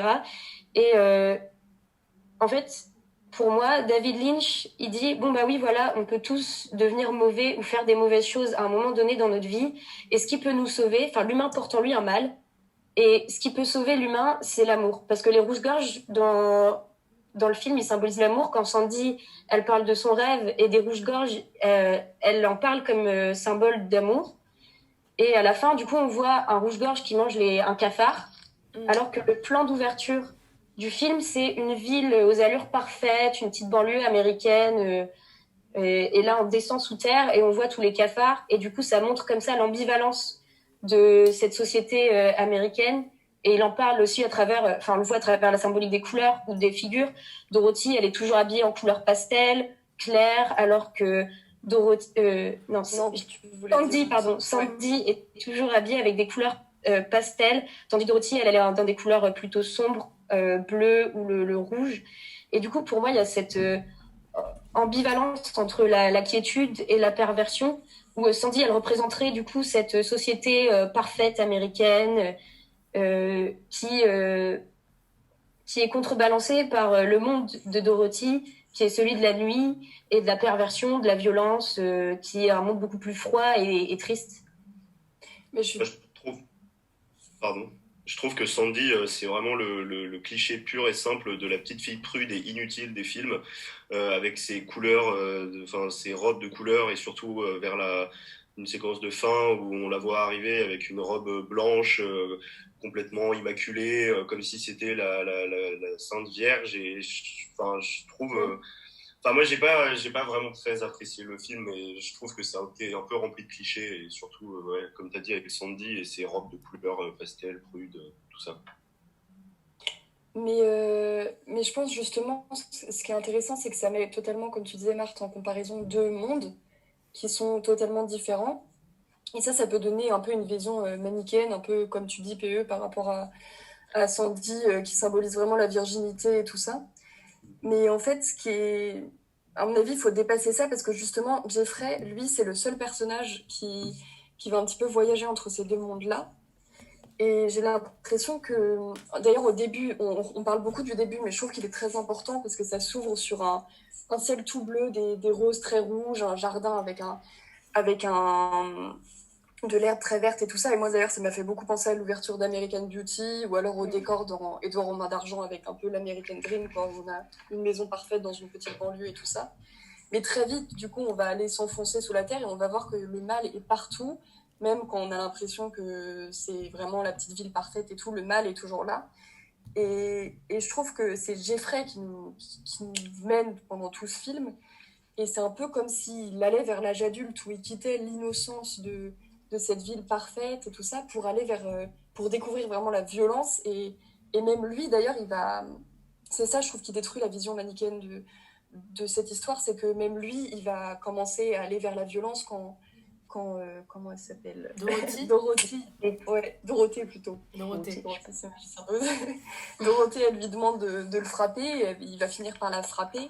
Et du coup, en fait, c'est un peu que le bien est partout, mais le mal est partout. J'ai l'impression qu'il n'y a pas de perfection et il n'y a pas de mal totalement mal. Je sais pas que l'amour triomphe du mal, avec la séquence de fin et du rouge-gorge. Ouais, la séquence du fin, j'en suis toujours très... Mais moi, ce en quoi j'étais pas trop d'accord, c'est que, en effet, le monde on va dire le monde de Sandy, qui est le monde du jour, la société parfaite, et le monde de la nuit, qui va être celui de Frank ou de Dorothée, qui sont, Frank qui est un personnage pervers au possible, violent, horrible, et Dorothée. Ouais. Mais, du coup, un monde plutôt malsain. En fait, ça fait partie du même monde. C'est ça, c'est que pour moi, c'est pas cliché dans le sens où justement, il montre que sous ces allures de société parfaite, ce que cache l'Amérique, c'est ça, c'est ses travers, c'est la perversion, ce côté hyper malsain qu'on retrouve chez Frank ou chez Dorothée. Et on a du coup Jeffrey Beaumont. Tout à l'heure, je parlais des couleurs et du fait que Sandy était toujours en couleur pastel, Dorothée toujours dans des couleurs bleu-rouge plus foncées. Jeffrey, lui, il a pas de couleur. Il porte toujours des couleurs qui n'en sont pas. Il porte du noir, du gris, du blanc. Et il se retrouve coincé un peu entre ces deux univers. Et moi, je me suis demandé si, en fait, ces deux figures, donc la figure de Sandy qui est la pureté, comment on dit, le puritanisme américain, le bonheur un peu faux en fait. Et Dorothée, la figure de la femme fatale, un peu inspirée des films noirs, qui va traîner l'homme dans ses abysses et dans son malheur, etc. Si en fait c'est pas justement deux facettes d'une même personne, tout comme le monde de la nuit, le monde du jour, ce sont deux facettes d'un même univers, d'un même monde. Et pareil pour Frank et pour Jeffrey. Est-ce que Frank, ce serait pas un peu le double maléfique de Jeffrey? Est-ce qu'il figure ses pulsions les plus malsaines, un peu comme un doppelganger qu'il faut éliminer? Parce qu'il y a un moment où Frank, il lui dit « You're like me », enfin « tu es comme moi ». Il parle et il reprend les paroles de la chanson In Dreams. Et il y a un truc comme ça un peu bizarre qui fait que je me suis demandé, et du coup le fait que... Alors, non, j'allais spoiler encore. Juliette. Non, mais du coup, moi j'ai trouvé, ça revient un peu sur tout ce que vous avez dit, mais que c'est quand même un film qui est basé sur toujours des frontières un peu floues entre le bien, le mal, la réalité, le rêve, et surtout chaque personne qui est une personne bien, une personne un peu pas forcément, sauf Sandy qui est toujours dans son petit rôle de petite fille prude, etc. Il y a quand même cette base dans le film du double. Et surtout, par exemple, la scène où on voit Dorothée chanter la première fois Blue Velvet. Donc, c'est quand même la scène où on se dit, ok, c'est la femme de cabaret, très belle, qui renvoie quelque chose de puissant. On se dit que c'est une femme forte et tout. Enfin, on se dit plein de choses sur elle. Et en fait, après, on découvre toute sa vie. Fatale. Et là, on tombe dans les... Enfin, à chaque fois, en fait, on tombe du haut dans tout le film. Genre, à chaque fois, on pense comprendre quelqu'un. Et en fait, on fait ah mais non, en fait, la personne, elle a une vie horrible et nanani. Et Ouais. c'est ça sur tout le truc. Par exemple, au début, on voit Jeffrey, on se dit, oh, il est super mignon, ce petit mec, il est tranquillou dans sa petite banlieue. Et en fait, il tombe très bas aussi et il part dans des délires. Enfin, du coup, c'est vraiment tout le temps tomber de bas. Et c'est pour ça que la fin, je sais pas ce que vous avez pensé de la fin, mais j'ai eu un. Enfin, c'est un peu bizarre, je trouve, la manière très Et lisse oui, comme ouais, ça mais de. j'arrive toujours pas à la comprendre, la fin, Mm, justement. Elle est tellement floue, tu sais pas vraiment. Parce que ça revient au début, ça fait comme une boucle. mm, Et c'est ça qui est un peu bizarre. Et c'est surtout, comme on disait tout à l'heure, les rouges-gorges qui viennent comme si le bien était enfin revenu. Sauf que ce rouge-gorge, il est en train de bouffer un cafard. Donc au final, est-ce que le bien est vraiment encore là? Parce que. Enfin, voilà. Ouais, mm. je veux dire. Non, mais c'est vrai que cette idée de boucle, elle est. Et du coup, elle donne un sentiment hyper bizarre parce qu'on a l'impression, en fait, de même pas enfin, d'avoir imaginé toute cette violence dans le film parce qu'en fait, on arrive à une fin où tout est super joli, comme au début où tout est rose, tout est bleu, les fleurs sont hyper belles, le ciel est hyper bleu et les gens Ouais. sont super gentils. Et on se dit, mais attends, il n'y avait pas autant de violence, c'est pas possible dans un monde comme ça. Et du coup, en fait, Mm. c'est vraiment cette question de mais dans quel monde on est? Est-ce que tout ce qu'on voit autour de nous, c'est vraiment ça? Ou est-ce qu'il y a des trucs cachés derrière? Et enfin, c'est hyper. Ça revient toujours dans des boucles en fait, et ça rend un peu fou à la fin. Tu finis le film en mode bon. Ouais. Je Ok. trouve on a l'impression d'être sous un trip sous acide en fait pendant tout le film où vraiment il y a plein de trucs qui se passent de partout comme tu dis enfin on pense comprendre quelqu'un et après on comprend plus on tombe de haut à la fin on revient comme si c'était une boucle à la fin on comprend pas si c'est s'il rêve s'il rêve pas si pendant tout le film il rêve ou il rêve pas ou si c'est sa réalité enfin je trouve enfin pour moi ce film a été incompréhensible et vraiment, j'avais l'impression d'être sous Bah, acide pendant tout le film. Moi, je aussi, c'est l'univers de David Lynch en général. Ouais, Tu que moi, comprends pas j'apprécie tout, pas. mais c'est le principe, tu vois. Mm. Moi, je trouve que cette idée de boucle, elle est hyper intéressante parce que pendant tout un film où le temps, il y a une distorsion du temps, Ouais. on voit qu'on revient au début. Et vous savez, c'est quand on fait un rêve, souvent on a l'impression que ça peut durer une éternité, alors qu'en fait, en moyenne, ça dure 1 minute, il me semble. Et Mm. du coup, j'ai un peu cette impression aussi. Donc voilà, en fait, tout ce qu'on a vu, c'est les dessous. C'est les dessous d'une Amérique parfaite. Et c'est l'inconscient de Jeffrey. Et c'est pour ça que j'ai eu l'impression d'avoir suivi, en fait, pendant tout au long du film, son rêve. Et le truc, c'est que par rapport à l'esthétique et tout, on a plutôt l'impression que c'est le début et la fin qui sont des rêves, parce que c'est tellement parfait et on a l'impression que c'est une série américaine des années 50 où tout est beau, la famille s'aime et tout ça. Donc je trouve Le qu'on. pompier qui Mais passe en c'est faisant Ouais, c'est ouais, voilà. c'est l'image qu'on veut se donner, l'image qu'on voulait aussi donner des États-Unis à un moment où leur soft power était quand même enfin il est toujours hyper présent, mais c'est un moment où l'image que renvoyaient les États-Unis au reste du monde était hyper importante parce que c'était ce à quoi, avec l'American Dream, etc. Ces gens-là, cette petite banlieue, elle représente tout ça, cette société parfaite, ce capitalisme. Ouais. Mm. Et du coup, et bien sûr, c'est faux. Et c'est ce qu'on nous dit dès le premier plan avec les cafards. Et je pense que le rouge-gorge à la fin qui mange le cafard, c'est que bah on peut combattre tout ça, mais grâce à l'amour et les sentiments purement humains, en fait. C'est pour ça que c'est rempli de clichés, je trouve. L'amour qui triomphe du mal. Le petit homme banal de banlieue qui trouve une oreille comme ça, soudain, par terre. Oh, une oreille, et qui l'emmène et qui s'improvise inspecteur. Mais c'est parce que justement, cette oreille, elle symbolise le passage à l'autre monde, comme Oui, on oui, non, mais l'appelait tout à l'heure. Aussi, il je faut. dis pas ça, je dis pas ça, mais ouais. Je pense qu'en fait, ce film, enfin, en fait, j'ai du coup, après l'avoir vu et avoir écrit un peu toutes mes théories et mon analyse que j'avais faite, j'ai lu quelques critiques et je me suis rendu compte qu'en fait, ce film, il était vraiment le prémisse des futures œuvres de David Lynch et notamment Twin Peaks, qui est donc une série qu'il a réalisée où on retrouve Kyle MacLachlan qui joue le rôle de Jeffrey Beaumont.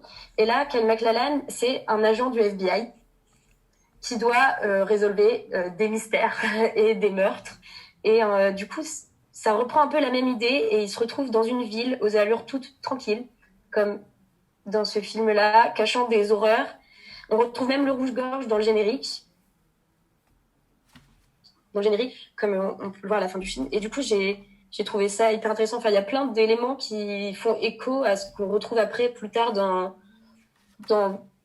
Twin Peaks. Et il y a même des gens qui pensent carrément que Twin Peaks est carrément la suite, en fait, de Blue Velvet, et que Jeffrey Beaumont, après avoir vécu cette expérience, serait devenu membre du FBI et aurait changé de nom pour devenir l'agent Dale Cooper. Enfin, après ça, Ah ouais, ok. chacun peut faire sa propre interprétation. C'est l'interprétation que certaines personnes ont fait du film. Ouais. Ok. Mais aussi, je voulais juste, pour finir, parler... je trouve qu'il y a une espèce d'un petit parallèle qu'on peut faire avec Le Magicien d'Oz, où là, on va... je sais pas, c'est peut-être un peu loin. Enfin, dans tous les cas, Le Magicien d'Oz est un des films préférés de David Lynch, je crois. Parce que, par exemple, dans Sailor et Lula, c'est carrément... Il fait clairement référence. C'est clairement une grande référence de tout le film. Et du coup, dans Le Magicien d'Oz, on va au-delà de l'arc-en-ciel pour voir un autre monde merveilleux. Et là, c'est un peu l'inverse. On va au-delà de l'arc-en-ciel pour voir un monde très très dur, rempli de violence. Du coup, je sais pas si vous aussi, vous avez vu un parallèle avec ce film, si ça vous a fait penser à ça. Si, ouais, je suis d'accord. Ben, en fait, pareil, je vous avais dit, j'avais jamais vu Le Magicien d'Oz, mais par contre, j'avais vu Sailor et Lula. Et du coup, un autre film de David Lynch où il fait clairement référence, on retrouve la bonne sorcière, The Good Witch et la bonne sorcière. Et je me suis perdue dans ce que je voulais dire. Mon cerveau, il fait des nœuds là. Je suis d'accord avec toi, Lise. D'accord. Je suis désolée, je sais pas comment on va faire au montage. T'inquiète. Est-ce que quelqu'un a autre chose à dire? Tout a été dit. Bon, globalement, ça a été quand même assez apprécié à part Pierre-Étienne. Désolé. Ben non, mais t'excuses pas. T'excuses pas. Ouais, chacun a le droit d'avoir son propre avis. J'ai beaucoup de mal avec David Lynch. J'aime pas du tout son esthétique tu m'avais et ses types de films. Oh là là, j'adore. J'ai perdu ma fiche. Donc, voilà, c'était Blue Velvet. Moi, je vous invite à le voir. Juliette et Marthe aussi. Pierre-Étienne ne vous invite pas à le voir. Si, je vous invite à le voir. Il est intéressant à regarder. Hein. Il est très intéressant, mais c'est juste que moi, mon avis n'a pas été concluant. Mais bah non, mais je dis ça justement dans la conclusion pour pas dire on vous invite tous à le voir, parce que c'est pas... on rechange totalement de registre pour notre dernier film, qui est Alice au Pays des Merveilles, le dessin animé de 1951 qui a été produit par Disney et réalisé par Clyde Geronimi, Wilfred Jackson et Hamilton Luke. Donc là, on va repartir sur une note plus légère et plus douce. Je vous lis un petit peu le résumé, mais je pense que vous connaissez tous l'histoire. Alors qu'elle repose sous un arbre, Alice voit passer un lapin blanc, criant « Je suis en retard ». Curieuse, elle le suit et tombe dans un puits. Elle se retrouve dans un monde étrange où se côtoient diverses créatures, certaines amusantes, d'autres terrifiantes, comme la Reine de Cœur qui coupe la tête à tout le monde. C'est une adaptation du conte de Lewis Carroll et c'est l'œuvre préférée de Walt Disney. Ce conte est l'œuvre préférée de Walt Disney. Du coup, c'était un dessin animé qui lui tenait beaucoup à cœur. Juliette, elle, vu qu'on t'a pas entendu pendant... Oui. Alors, Alice au Pays des Merveilles, pour moi, c'est un de mes Disney préférés. Ça a été aussi, quand j'étais plus petite, un de mes livres préférés. C'est hyper sympa à lire. Même si là, aujourd'hui, avec le dessin animé, le film de Tim Burton, le livre, ça s'embrouille un peu dans ma tête et je ne pourrais pas vous dire, du coup, s'il est représentatif ou pas du Disney. Quoi? T'as bugué, non? Ouais, moi je l'ai pas entendu. Faut que tu refasses la dernière phrase. Je sais plus. Je recommence. Ouais, moi j'ai eu des bugs partout. Déjà, attends. Hop. Comme ça. Alors, Vas-y. Pour moi, Alice au Pays des Merveilles, c'est un de mes Disney préférés. C'est aussi un de mes livres préférés. Et ça fait longtemps que je ne l'ai pas lu, du coup, je ne pourrais pas vous dire s'il est représentatif du dessin animé parce que ça s'embrouille un petit peu dans ma tête. Je me rappelle plus du dessin animé. Pour moi, ça représente vraiment un rêve, mais aussi un cauchemar en même temps. Car je trouve quand même que tout est glauque vraiment tout. À commencer par le chat du Cheshire qui me faisait peur quand j'étais petite. Mais ce que je trouve hyper important quand je l'ai revue plus grande, c'est que absolument tous les protagonistes ont un rôle hyper important, qui dénoncent quelque chose ou qui montrent quelque chose et qui ont une assez forte personnalité. Il y a par exemple le chat du Cheshire qui va plus être le désir, la chenille Absolème qui va être plus le savoir, les fleurs qui vont discriminer Alice et ça dénonce un petit peu la discrimination. Et surtout le chapelier fou et pas le lapin blanc, le lièvre de Mars. Oui. C'est ça. Le thé. Ouais, qui vont, eux, ils vont avoir un rôle assez de psychanalyste. Et c'est vraiment en le revoyant plus tard, pas très longtemps, que je m'en suis rendu compte. Et je trouve que c'est hyper intéressant psychologiquement aussi de voir ce dessin animé, même si il est beaucoup assimilé aux effets de la drogue, comme on en entend parler un peu partout. Je pense que c'est un peu plus profond que ça quand même. Pierre-Étienne, ouais, vas-y. Alice au Pays des Merveilles, quand j'étais petit, c'était un de mes Disney préférés. Alors, je l'ai pas vu beaucoup de fois. Là, je l'ai regardé pour l'émission et je pense que ça faisait bien 15 ans que je l'avais pas regardé. Mais quand j'étais petit, j'étais absolument fan. Je ne comprenais rien. Pour moi, c'était juste des couleurs, des musiques et du beau. J'étais là, trop bien ce monde, je veux y aller. Et en le regardant maintenant, j'avoue que ça m'a un peu traumatisé.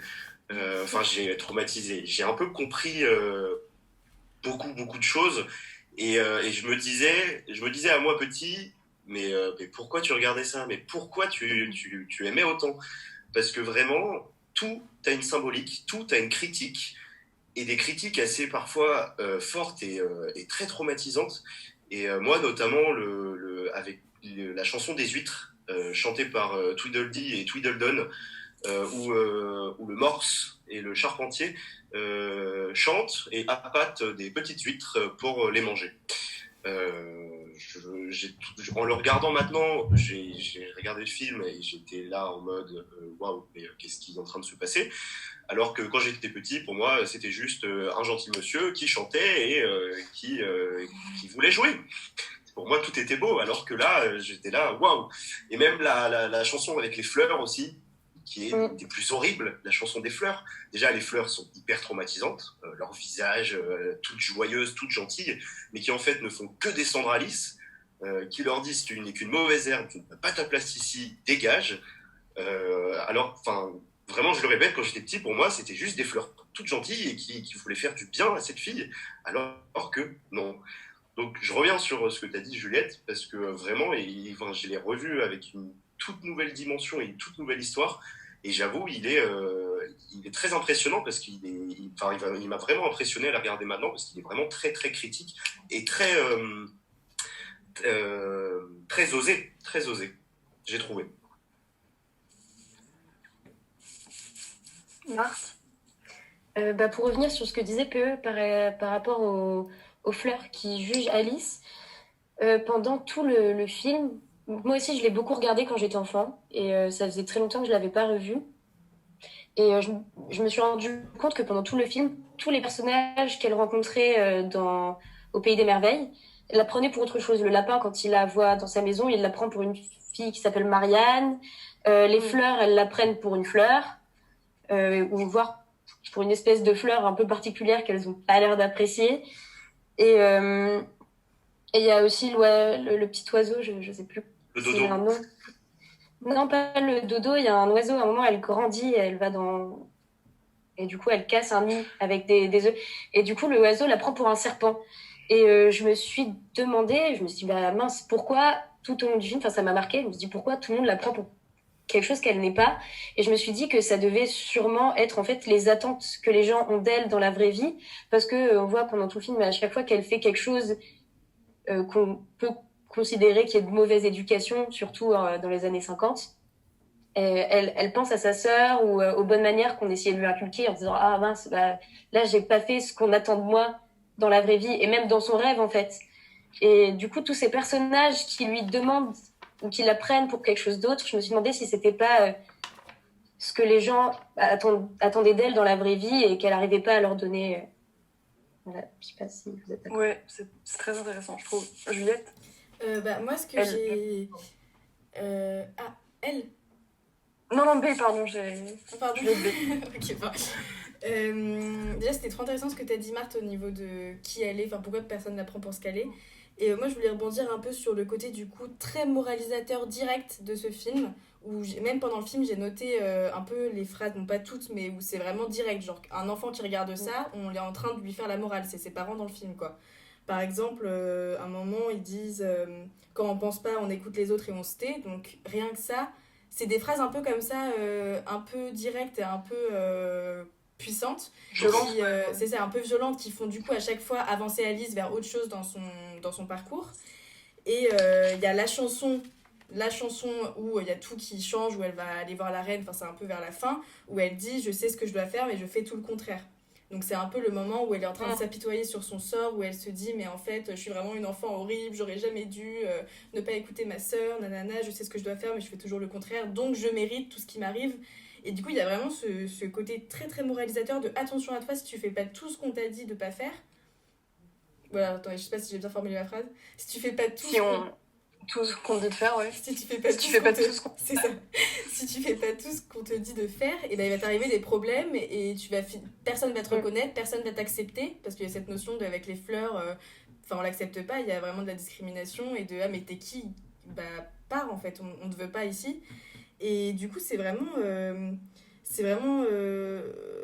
très, très moralisateur. Et il y a aussi cette figure de la reine à la fin qui lui dit mais en fait parce que Alice lui dit simplement je veux trouver les moyens pour rentrer chez moi et la reine lui répond non les moyens ils sont tous à moi en fait toi t'as rien.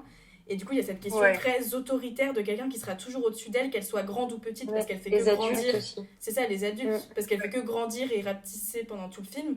Mais dans tous les cas, qu'elle soit grande ou petite, il y aura toujours quelqu'un qui lui dira t'es pas là où il faut, tu fais pas ce qu'il faut et sois une bonne enfant en fait. Et du coup ça fait que vraiment quand tu regardes ça quand t'es grande, tu te souviens quand même toi-même de tout ce qu'on a pu te dire quand t'es enfant, donc t'as quand même une certaine prise de recul. Et du coup je suis d'accord avec ce que tu disais Pierre-Etienne, de revoir ce film quand on grandit, moi ça m'a pas forcément traumatisée mais ça m'a fait me poser des questions en fait. Et je me suis dit mais on regarde tout ça de manière super innocente alors qu'en fait on est en train de nous éduquer quoi dans un film.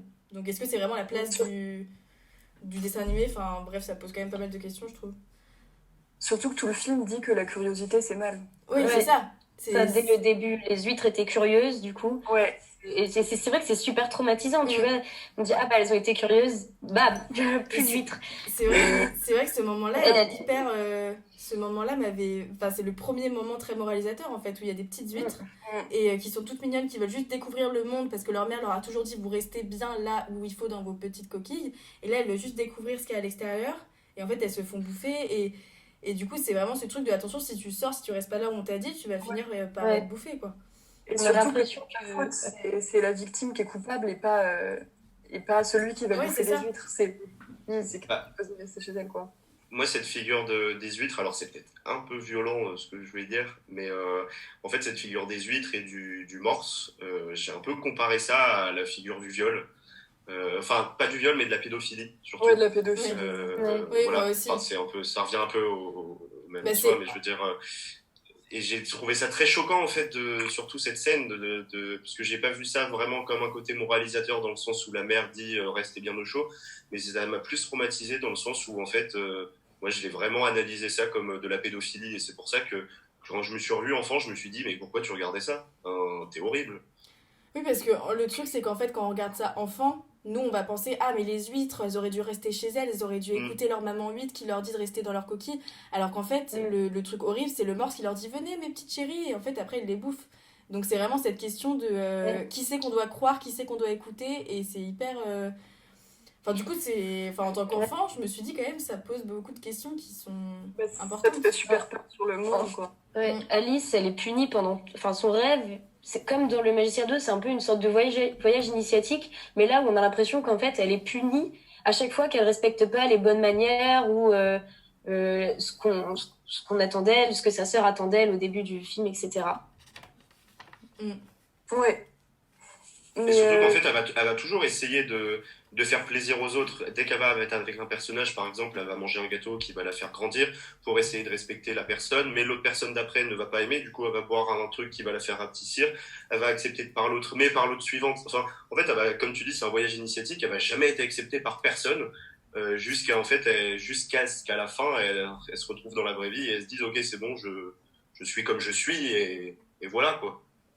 Mais justement, ce qui était intéressant, c'était que à chaque fois qu'elle rencontrait des nouveaux gens, elle s'adaptait à ces personnes. Donc là, pendant un certain temps, elle s'adapte, elle fait comme ils veulent. Et en fait, au bout d'un moment, elle en a marre. Et elle dit stop, là, arrêtez de vous foutre de moi, en fait. Enfin, elle le dit pas comme ça, mais à chaque fois, elle dit arrêtez. Genre là, j'ai compris votre blague et c'est bon. Enfin, je veux passer à autre chose. Donc il y a il y a vraiment cette idée de voyage initiatique où t'avances, t'es innocent, tu rencontres une épreuve, tu t'adaptes parce que voilà, tu connais pas, donc tu tâtonnes, tu tâtonnes. Et à un moment, c'est bon, t'as compris l'histoire, tu veux passer à autre chose, t'as grandi, il y a autre chose que tu veux découvrir et donc tu continues.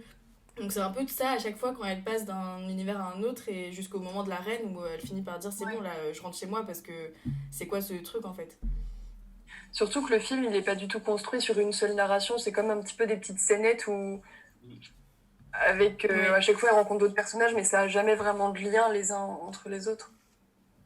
Ouais, carrément. Je trouve le seul moment de pause est assez joyeux dans le film, c'est quand elle rencontre le Chapelier Fou et le Lièvre de Mars, où c'est vraiment être je pense, ou si je l'ai mal interprété, enfin tout le monde a des interprétations différentes, mais c'est un peu le seul moment de pause et de bonheur en fait qu'on a dans ce film où il va dire joyeux non-anniversaire, où on a un anniversaire par an, mais on a 364 jours de non-anniversaire, il faut les fêter.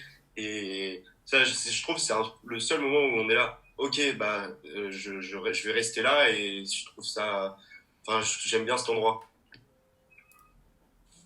Ouais, Marthe. J'avais coupé mon micro.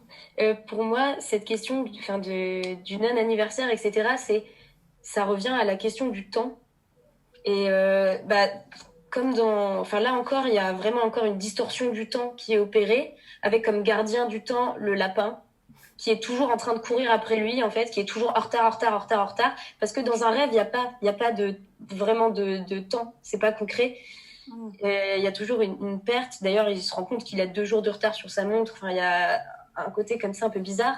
Et pour moi, du coup, le fait qu'ils disent, bon, bah, en fait, ton anniversaire, tu peux le fêter, tu peux fêter ton non-anniversaire tous les jours de l'année. C'est, bah, profite du temps que t'as et du moment présent parce que ça sert à rien d'attendre toujours ou de courir après le temps. Ils sont présentés comme des fous, mais au final, c'est les seuls qui juste kiffent leur vie, prennent plaisir dans ce monde totalement dingue. Enfin, c'est ça qui est bizarre. C'est les personnages qui sont présentés comme étant totalement fous sont ceux qui arrivent le mieux à s'adapter et à vivre leur vie.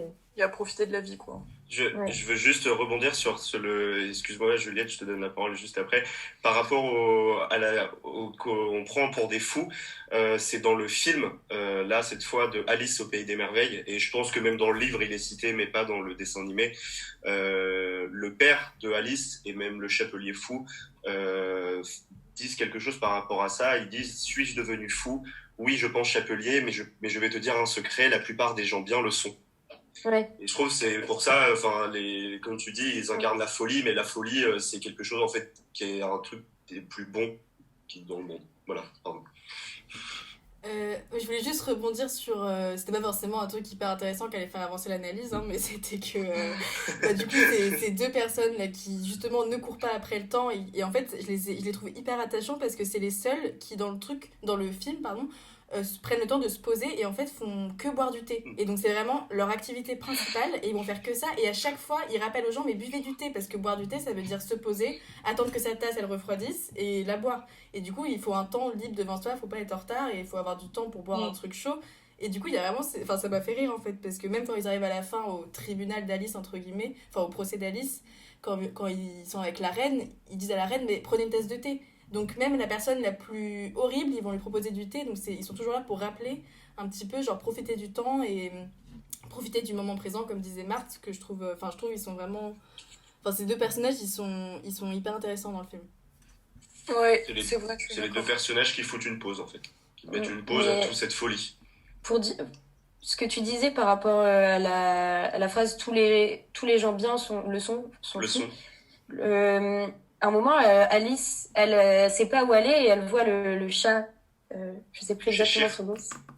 Voilà. Où elle dit mais je veux pas aller voir. Enfin, il lui dit si tu vas de ce côté-là, tu vas retrouver le chapelier fou, enfin le chapelier toqué, et si tu vas de ce côté-là, tu trouveras le lièvre.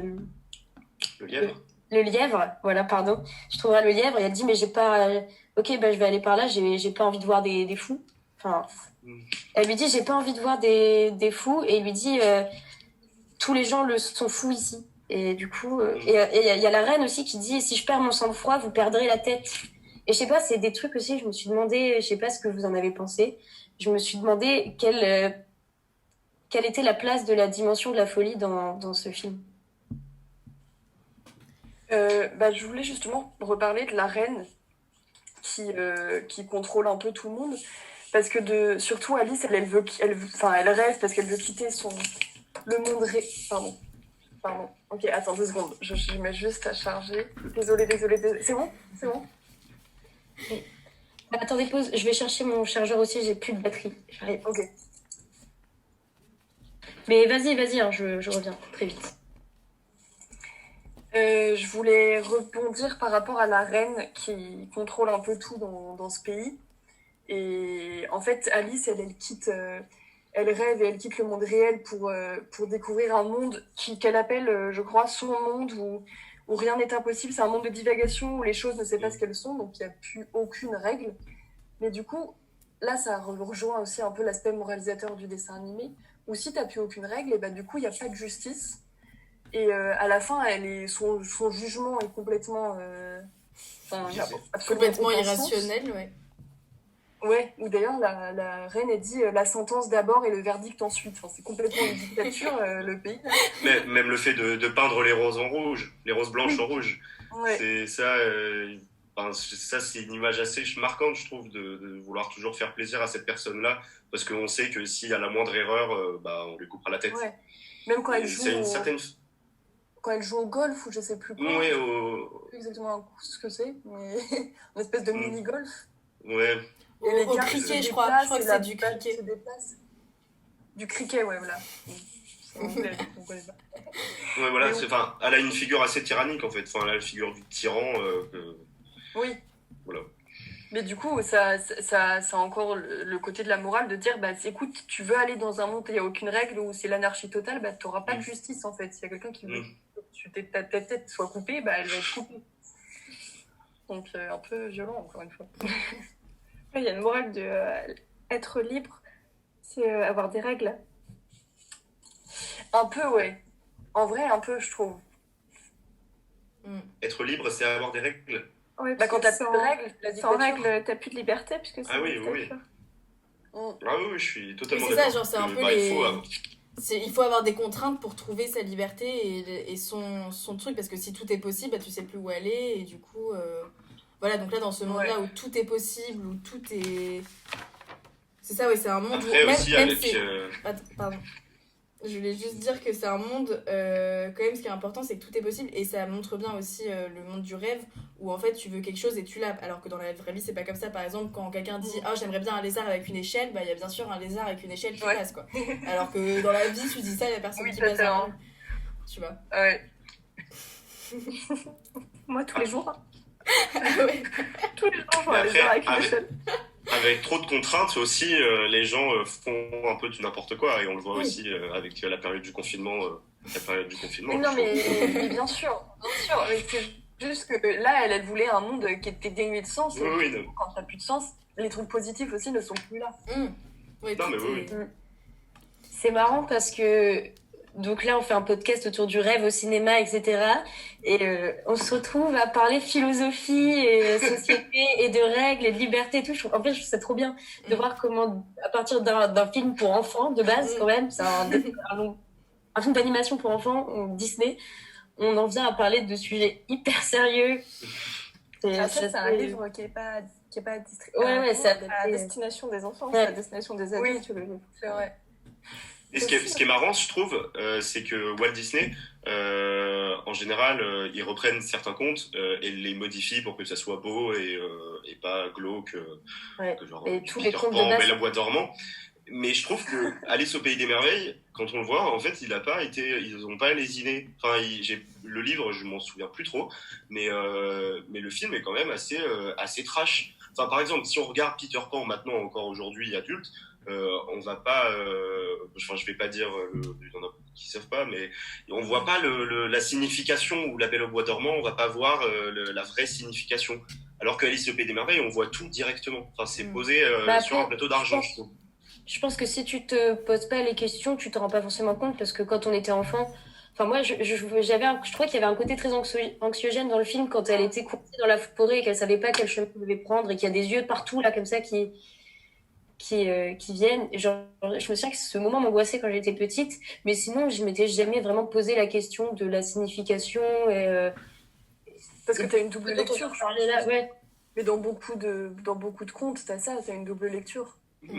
Mais c'est ce que je trouve aussi intéressant avec cette forêt où elle se perd et tout, c'est que c'est vraiment, enfin, elle est vraiment la figure de l'enfant qui est face à sa peur, parce qu'en tant qu'enfant, on a toujours cette peur de plus voir sa famille, d'être perdu au milieu d'un truc, de plus savoir où aller, parce qu'on est normalement dans dans un certain cercle qui nous maintient quand même. Enfin, on doit rentrer chez nous le soir, on n'est pas du tout indépendant, quoi. On est des enfants qui dépendent de leurs parents. Et du coup, là, elle se retrouve sans personne, toute seule dans cette forêt, et elle avance comme elle peut, elle est curieuse, et en fait, il y a un peu tout qui se libère, quoi, je trouve. Parce que c'est d'un côté un monde cauchemardesque où il y a plein de choses qui lui font peur, mais en même temps un monde quand même assez libérateur, où où elle rencontre des gens qui lui disent mais prends le temps, genre prends le temps de vivre, prends le temps de boire du thé, où elle rencontre des gens qui sont pas cool comme la reine, et elle se dit ok, il faut faire attention à certaines personnes dans le monde, et du coup elle apprend toute seule en fait, au lieu d'apprendre par ses parents qui vont lui lire des livres d'histoire sous un arbre. Donc il y a aussi toute cette question de bah ok, on est cocooné, on est dans un cercle qui nous dit fais attention, va pas dehors ma chérie, parle pas aux gens que tu connais pas, mais en fait il y a un moment faut oser dans la vie, genre faut grandir, faut avancer, et donc là Alice elle fait ça, elle avance dans cette forêt qui lui fait peur, mais elle a pas le choix de trouver la solution, la sortie, donc elle avance, et elle fait des erreurs parce que tout le monde fera des erreurs, et à la fin tout se passera bien pour elle au final, mais genre enfin j'ai trouvé ça intéressant en fait, ce voyage initiatique. Et je suis d'accord avec toi, mais je trouve par contre que quand même le film il nous dit que la curiosité c'est mal, tu vois. Ouais, Oui, qui c'est reste vrai. vachement à cheval sur les bonnes manières. Bon, après, c'est quand même un film des années 50, donc les mœurs n'étaient pas les mêmes à ce moment-là, j'imagine. Mais et le livre, je sais même pas quand est-ce qu'il est sorti, je vous avoue. Le livre de Lewis Carroll. Je vérifie tout de suite. Tu peux continuer à parler. Ok. Bah, qu'est-ce que j'allais dire en fait?